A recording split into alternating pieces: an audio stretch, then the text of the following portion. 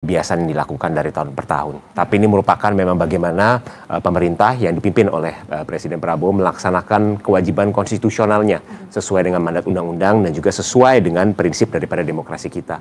Di mana Presiden menyampaikan pertanggungjawabannya kepada rakyat melalui wakil rakyat. Apa saja yang akan disampaikan oleh Presiden baik dalam terutama di dalam pidato kenegaraan, yaitu tentu saja evaluasi tentang apa saja yang sudah dicapai selama 1 tahun terakhir daripada pemerintahan Presiden Prabowo. Juga tantangan apa yang sedang kita hadapi hari ini dan bagaimana caranya kebijakan-kebijakan ini dapat menyelesaikan tantangan tersebut ke depannya. Itu yang paling penting, karena kita tahu hari ini kita mengalami banyak sekali tantangan terutama dari eksternal, dari global, dan tidak dapat dipungkiri ada juga beberapa tantangan yang bersifat memang merupakan masih menjadi catatan-catatan kita. Kalau kita ingat Presiden dalam pidato di bulan Juli ketika menyampaikan camp PPKF maupun di pidato kenegaraan di tahun lalu, beliau dengan tegas menyatakan bahwa kita harus berani jujur pada diri kita sendiri.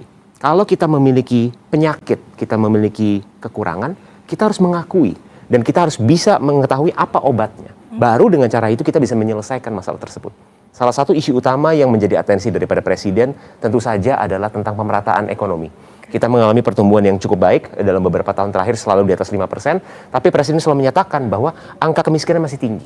Dan artinya belum semua orang merasakan dampak daripada kemerdekaan. Jadi prinsip-prinsipnya adalah tentu saja bagaimana caranya menyelesaikan masalah pemerataan ekonomi tersebut. Itu yang kami percaya akan menjadi spirit utama daripada pidato Presiden untuk pidato kenegaraan. Lalu yang untuk di paruh kedua, untuk penyataan nota keuangan dan juga untuk RAPBN 2027, kembali lagi ini merupakan mandat konstitusi, di mana Presiden perlu mengajukan rancangan APBN untuk tahun selanjutnya kepada DPR, di mana nanti setelah Presiden mengajukan, tentu saja DPR akan membahas selama 1 bulan ke depan sampai kurang lebih di bulan September, sampai mengeluarkan produk akhirnya, yaitu kalau kita di Indonesia kita mengenal Undang-Undang APBN 2027. Itulah yang akan menjadi undang-undang acuan kita untuk kebijakan-kebijakan fiskal kita 1 tahun ke depan di tahun 2027. Oke, berarti concernnya kalau untuk pagi ini segala kemungkinan mungkin bisa saja disampaikan terkait dengan tanggung jawab, apalagi mungkin juga mengenai kondisi internal atau di tanah air seperti saat ini, Bang Rio, komunikasi politiknya dan lain sebagainya juga tidak menutup kemungkinan akan membahas terkait dengan hal itu ya? Ya, betul, tentu saja. Oke.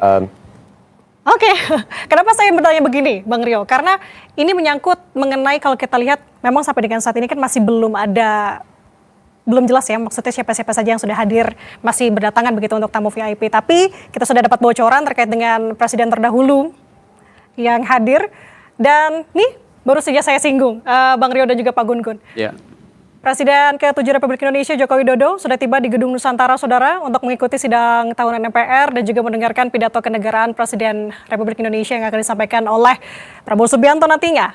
Nah, ini saya menyangkut lagi tadi pertanyaannya ke Bang Rio. Bang Rio, kan sudah ada bocoran, ada beberapa presiden terdahulu yang tidak hadir, confirm tidak hadir, seperti Presiden SBY begitu ya, tidak hadir karena medical check up. Dan sampai dengan saat ini pertanyaannya apakah memang Presiden ke-5 RI Megawati Soekarno Putri juga hadir atau tidak, kita masih melihat dan juga nantikan tentunya. Nah, bagaimana Anda memaknai hal ini? Artinya kan kalau kita lihat mungkin yang akan confirm adalah dari Presiden RI Joko Widodo yang sudah tiba saat ini. Ya, jadi memang kalau memang secara kita kan selalu setiap kali ada agenda kenegaraan itu pasti seluruh presiden-presiden terdahulu yang telah menjabat, wakil-wakil presiden terdahulu yang pernah menjabat, pasti semuanya akan selalu diundang. Nah, kami tentu saja mengerti dan juga ada beberapa dinamika mungkin terkait dengan agenda masing-masing seperti Pak SBY yang kebetulan sudah disampaikan beliau sedang ada pengobatan, ada medical check up di Amerika Serikat, maka berhalangan untuk hadir, maupun dengan dinamika-dinamika lain yang mungkin kami menyadari bahwa pasti agenda daripada para mantan-mantan kepala negara terdahulu juga pasti padat. Jadi kami